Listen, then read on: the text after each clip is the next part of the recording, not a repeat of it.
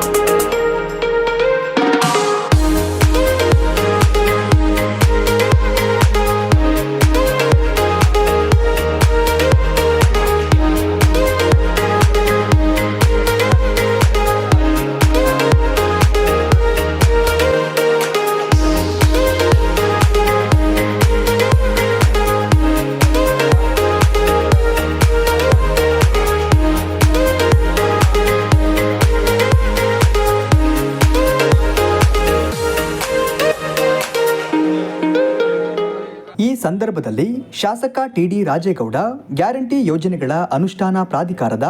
ಜಿಲ್ಲಾಧ್ಯಕ್ಷರಾದ ಶಿವಾನಂದ ಸ್ವಾಮಿ, ಜಿಲ್ಲಾಧಿಕಾರಿ ಮೀನಾ ನಾಗರಾಜ್, ಜಿಲ್ಲಾ ಪಂಚಾಯಿತಿ ಮುಖ್ಯ ಕಾರ್ಯನಿರ್ವಹಣಾ ಅಧಿಕಾರಿ ಕೀರ್ತನ,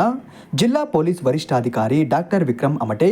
ಭದ್ರಾ ಕಾಡ ಶಿವಮೊಗ್ಗ ಅಧ್ಯಕ್ಷರಾದ ಅಂಶುಮನ್, ಎಎನ್ ಮಹೇಶ್, ಕರ್ನಾಟಕ ರಾಜ್ಯ ಕೃಷಿ ಉತ್ಪನ್ನ ಸಂಸ್ಕರಣೆ ಮತ್ತು ರಫ್ತು ನಿಗಮದ ಅಧ್ಯಕ್ಷ ಬಿಎಚ್ ಹರೀಶ್ ಹಾಗೂ ಇನ್ನಿತರರು ಉಪಸ್ಥಿತರಿದ್ದರು.